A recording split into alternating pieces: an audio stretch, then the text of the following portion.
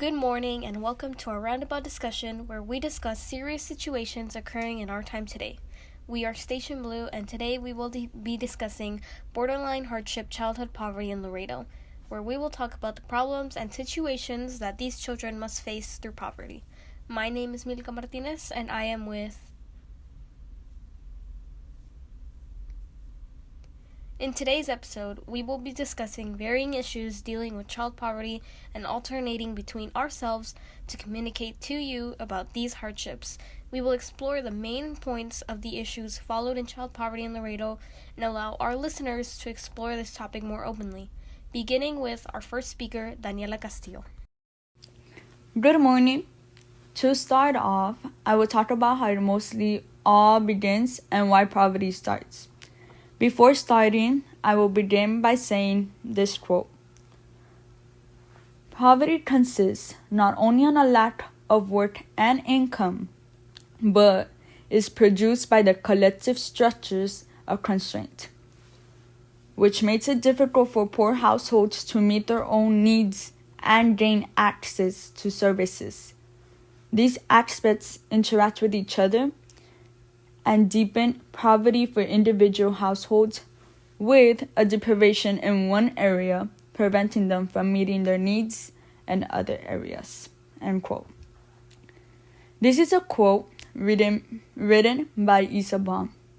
I will personally say I like this quote, and this quote is really relevant to what we're going to talk about because this quote tells us how it's not always because of lack of work and income, but other than there is and are bigger problems they need to or always have to worry about, especially coming from immigrant families. Laredo, Texas is a border town, so there is a lot of immigrants. Immigrant families come to the U.S. to have a better life. So that's when they have a big restart in the U.S., but then that's when sadly the problems start happening and overfilling. They need to find a way to pay medical expenses, education, groceries, the house, the car, and so forth. Low-paying jobs are the main problem a lot of people in poverty seem to have. Nowadays, jobs don't seem to pay you how much you deserve, whether you're working super hard but low-paying jobs are really the main problem. Parents try to find the best for their children, but their own kids see this and they want to be able to be a hand for their parents and help out with whatever it is they need.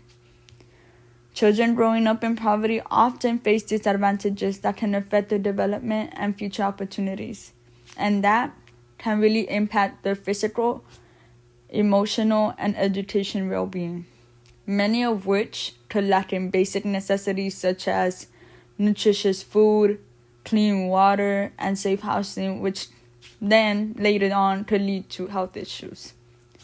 Not only that, but they also have a stress for financial instability that can affect their mental health so much it causes problems with their mental being. All this in one is a ginormous pile that just overfills again and again for them, and they need support. A lot of children in poverty often have to set their dreams back, and it's hard for them to move forward. For, in most cases, they cannot achieve their dreams. Now, this is all from my part. Now, I'd like to pass the discussion over to Arturo to explain more about children in poverty. Thank you, Daniela, for those words. Now I'm going to go over how racism has affected child poverty. Racism affects child poverty in bad ways, and one of the big ones is their health care. For instance, racism makes it harder for some families to get good health care, which affects children living in poverty in a bad way by hurting them. Many families also face doctors who don't treat their children the same because of their race. They also do not listen to or help certain families the same way. Because of the unfair treatment, this means kids don't get the care they need, making them sicker and keeping them in poverty. Another way racism impacts them is that it affects education and employment opportunities for marginalized communities. This can lead to families having less money, making it harder for them to afford things like food, a home, and clothes. Kids that grow up in racially segregated areas have it unfair because they will not have the same opportunities as other kids because of their race. Who go through this racism have unfair educational opportunities, which affect their academic achievements, and it makes it harder for them to get a good job and get out of their poverty state that they face in their daily lives. Having to face racism is bad for their education also because it makes them not have the same chances as their peers because their teachers will most likely neglect them. This affects the child in big ways because they will learn less and be left behind. And if they have a question about something they don't understand, it will again make the child fall behind and get bad grades. The article I based off of showed data about the racism and child poverty rates. Child poverty rates by race has of 2014 approximately 38% of African American children lived in poverty compared to 13% of white kids. American Indian and Hispanic Latino kids also went through high poverty rates at 36% and 32%. This just shows how badly racism has affected child poverty. It is terrible how kids can have such a different outcome than many other kids their age do because of their race and skin color. This article also represented a quote that said, while white Americans have house ownership rates of 73%, minority communities have much less, around 50 to 60%, and only 42.1% of black Americans have houses. This is a demonstration of how it is unfair for people who are certain race to have a safe place to live in, have better furniture for their house. In conclusion of my part, racism makes it harder for some families to have what they need, like homes, good schools, and jobs. This makes their life really unfair, and if we all work together to make things equal, everything can have a better future. Thank you. Thank you for the insight on the fault that racism has affected on children in poverty, Arturo.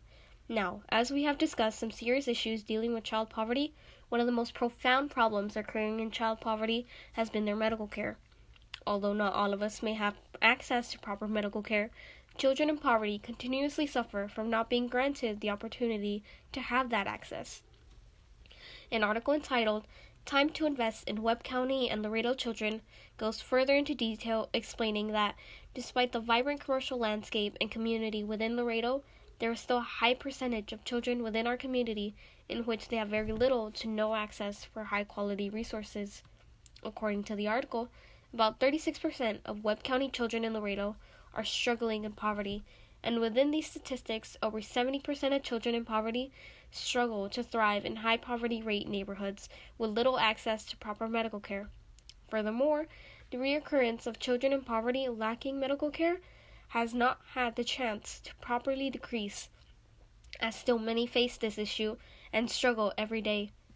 One organization, Every Texan, formerly Center for Public Policy Priorities, has brought attention to the matter by giving statistical information on how poverty has been looking in Webb County for decades.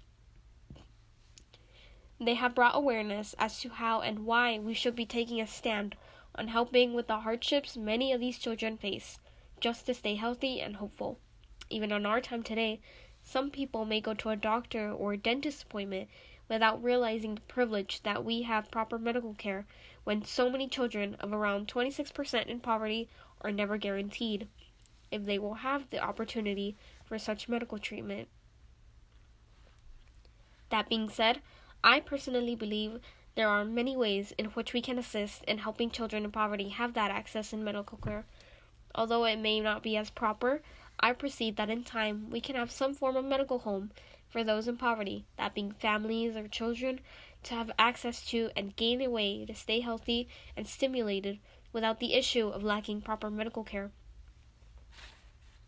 There have been many instances where occurrences such as these face problems constantly, and although not all have been properly prevented, there is still the possibility to help and bring change into these people's lives.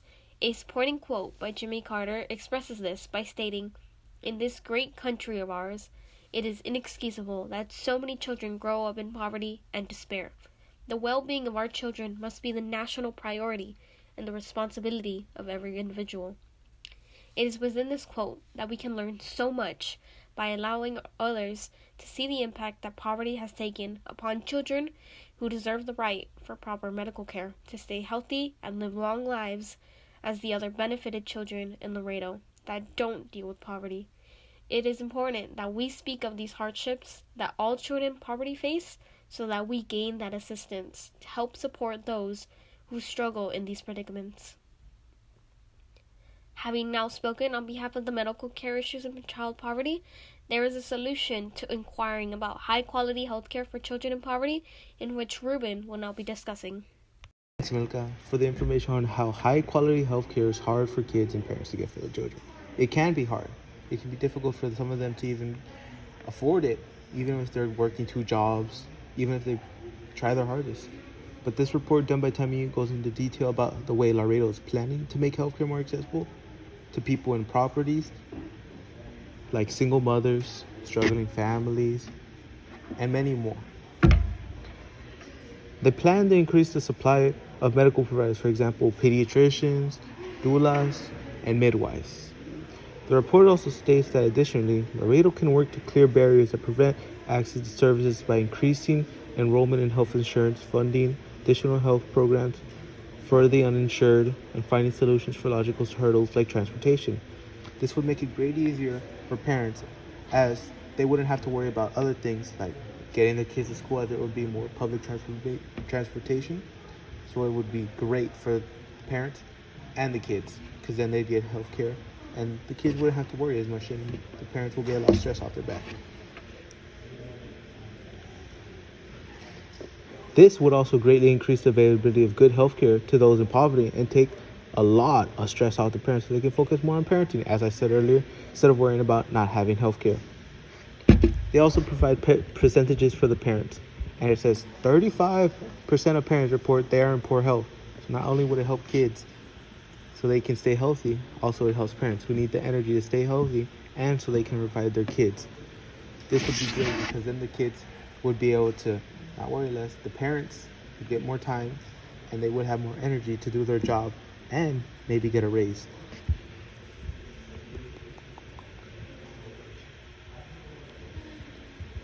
Mostly importantly, Laredo Learns 2030, which is the name of the article, emphasizes the importance of supporting families to ensure a healthy beginning for their children, highlights that Laredo community is built by families who have made their homes there for generations and those who have come more recently.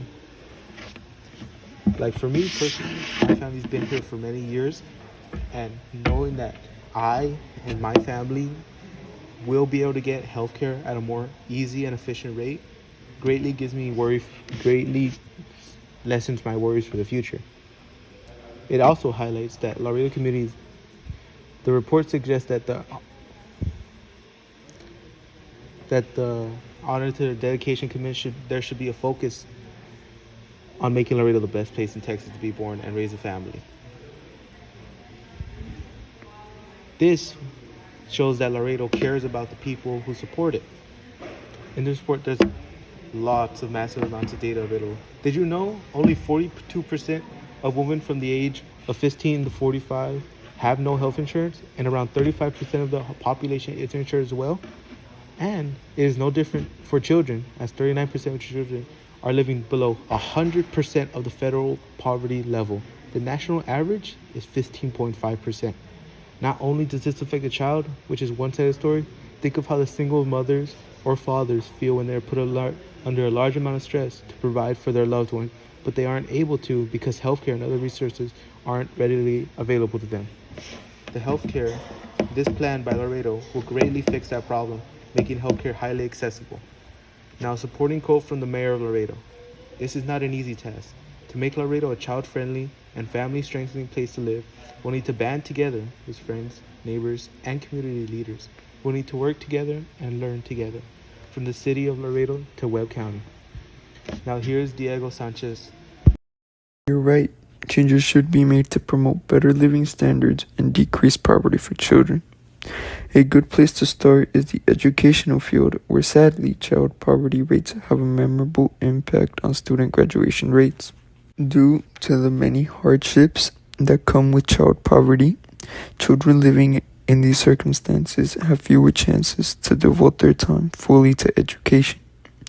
Children in poverty usually take on economic responsibilities like working at an extremely young age to try and generate more income for their families.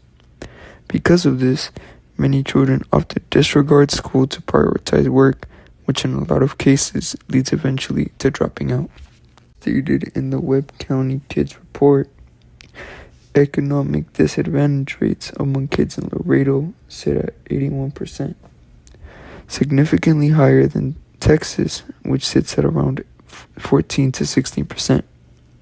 Sadly, with these rates having a noticeable impact on graduation rates, a cycle is created, where low graduation rates lead to an increased likelihood of poverty, which again leads to even lower graduation rates.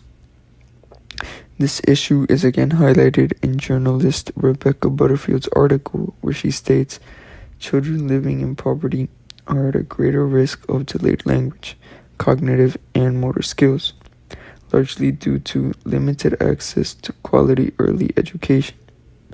This quote emphasizes how it is difficult for children living in poverty to receive a quality educational environment, an issue which for many leads to dropping out of school entirely later in life. It is extremely saddening that children, not only in Laredo, but also all over the country, are basically disencouraged from pursuing their education and potentially finding ways to improve their lives as well as their families and communities, all just because they were born with a lower household income than average. Any child, regardless of economic status, should be able to follow school and explore their interests and what they would like to do with their lives, as regardless of economic or living conditions, everybody has a future and should be encouraged to make the most of it.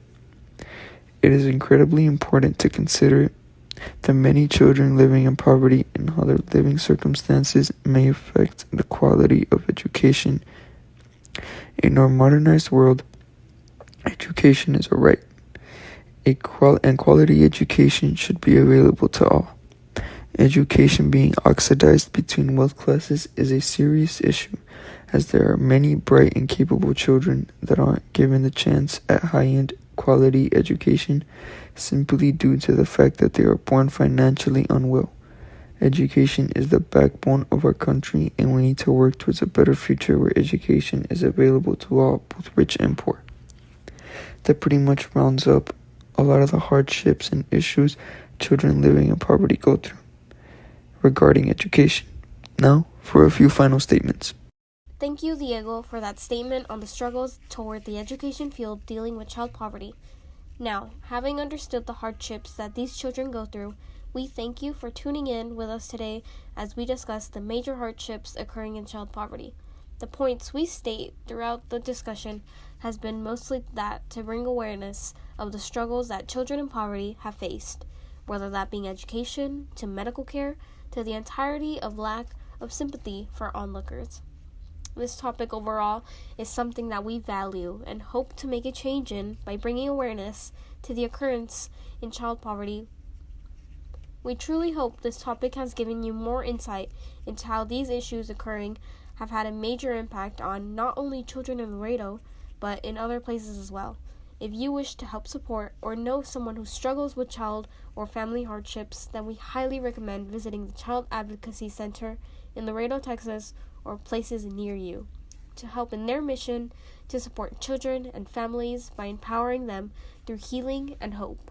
That being said, I think it is understood that we as a group have come to agree that children in poverty face many challenges, and within those challenges is only so much help to come by, which is why just by listening to our discussion on the hardships these children face, you already help by knowing that these children really do go through hard times and that we can do something to help.